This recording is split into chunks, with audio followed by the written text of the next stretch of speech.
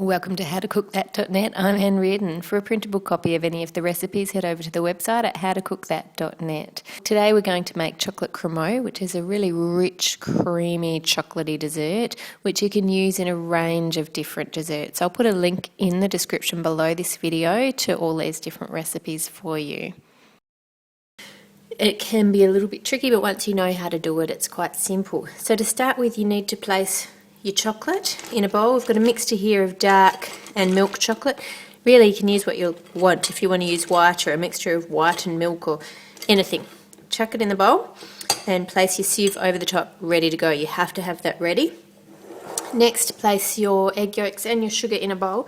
For the quantities that you need for this recipe, just go to the website howtocookthat.net. There's a link in the description just below the video and you've got all your quantities there.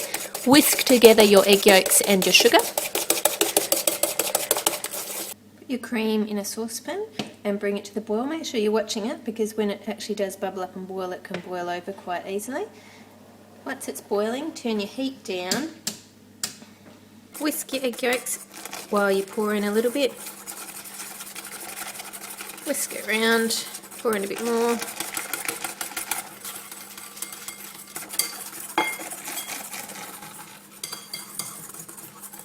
And then return the whole thing back to the saucepan.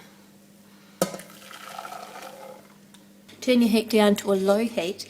You don't want to overheat it, because if you overheat it, it splits, and what that means is the oil separates from the liquid. And then it's no good, then you don't get a nice smooth creamy result. And continue to stir until it reaches 85 degrees centigrade or 185 degrees Fahrenheit on your thermometer. I like to take it off just before it reaches that, because otherwise it can overheat. Bring it over to where you have your chocolate waiting in the bowl and pour it in over the top. You may find down the bottom you've got a little bit that's started to separate or curdle, because when you've tipped it, you've left a thin layer on the hot pan. Don't scrape that in, just leave that as it is. Allow the rest to drain through, and then just leave that as it is for about 5 minutes for the chocolate to melt, and then we'll stir it through. It's been sitting for a few minutes. Now you should just be able to stir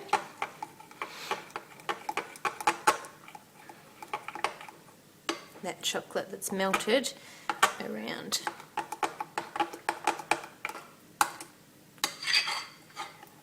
Keep stirring until it's nice and smooth and evenly distributed. If you've still got lumps of chocolate, I've got a couple of little ones here, just leave it for another minute for those to melt and stir those in. And then after that, you're ready to either pour it over your cake base if you're using it in a layered cake, or in this case today I'm going to pour it into some glasses to use in a dessert. Whenever you're filling icing bags or piping bags or Ziploc bags for this sort of purpose, always fold down your top edge.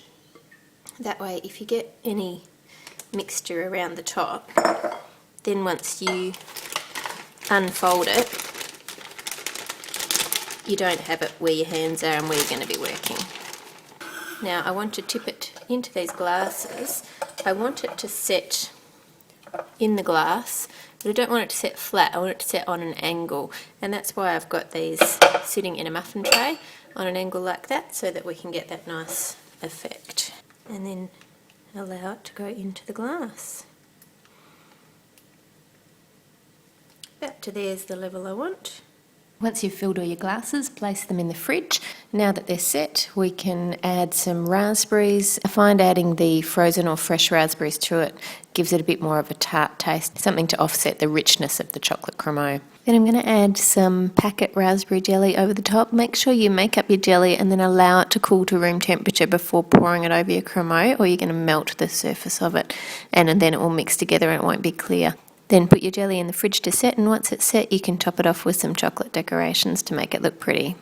You can also use your cremeux in more complex layered desserts. I'll put a link in the description below this video to a few different recipes. Thank you to everyone who's subscribed and clicked like, left comments and shared their videos and the channel with a friend. You guys are amazing. Thank you.